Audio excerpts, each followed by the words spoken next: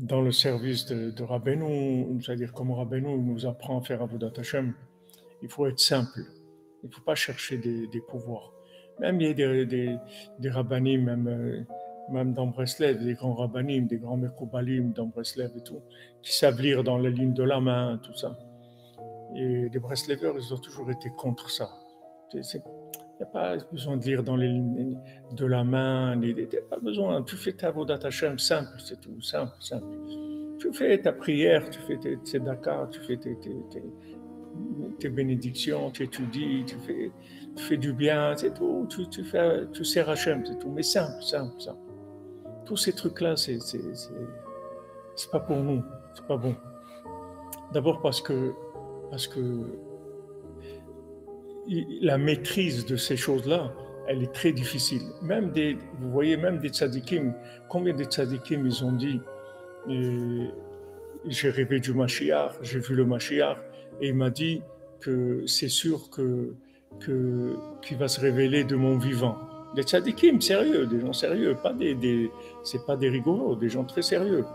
Et pourtant ils sont morts, et le Mashiach il n'est pas venu. Alors ça fait un peu ça dérange les gens, parce que les gens ils croient que c'est vrai. Et quand il le dit, c'est vrai. Quand il dit du Mashiach, il m'a parlé et il m'a dit qu'il allait se révéler de mon vivant, c'est vrai. Quand il l'a vu, c'est vrai. Qu'il lui a dit ça, c'est vrai. Seulement, ça change tout le temps, tout le temps, tout le temps. C'est pour ça même de lire dans les lignes de la main de quelqu'un, vous pouvez voir dans les lignes de la main de quelqu'un quelque chose. Vous lui dites et le lendemain, ça a changé. Donc, est-ce qu'il va rester avec ça? Il y a des gens, ils leur disent des trucs, les pauvres, ils restent avec des paquets toute leur vie, alors que c'est pas vrai. C'est resté une heure ou un jour ou une semaine, et après c'est parti. Donc, il ne faut pas rentrer dans ces choses-là. Ça donne ou des faux espoirs, ou des fausses angoisses, ça sert à rien. Le monde, il change tout le temps, tout le temps, tout le temps. Donc, toutes ces choses-là, c'est pas pour nous. C'est pas pour nous. À l'époque où il y avait de la véritable prophétie, des gens qui étaient vraiment des prophètes, alors c'était vraiment une communication directe avec Hachem et c'était autre chose. Comme les tzadikim, comme les tzadikim véritables, comme le Harizal. Le Harizal, il connaissait tous les langages du monde. Il connaissait le langage de la flamme, le langage des oiseaux, le langage des animaux, le langage des plantes.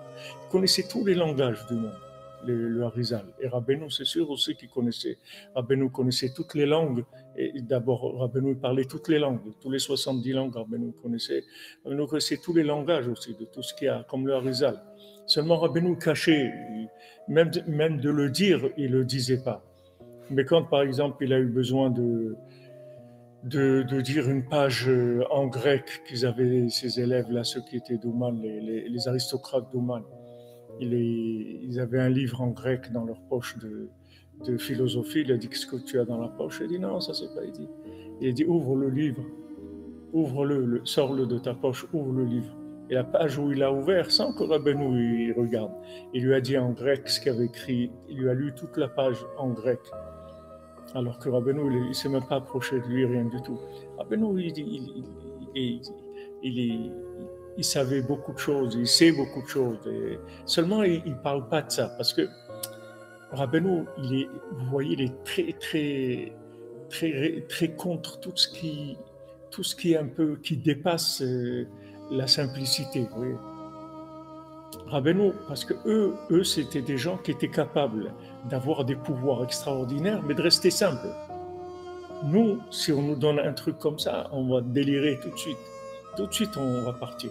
Et aujourd'hui aussi, même des rabbinim qui ont ces pouvoirs-là, c'est pas utilisé comme il faut. Parce que même si c'est vrai ce qu'ils disent, il faut qu'ils disent aux gens que ça, c'est ce qu'ils voient maintenant. Mais ça peut changer.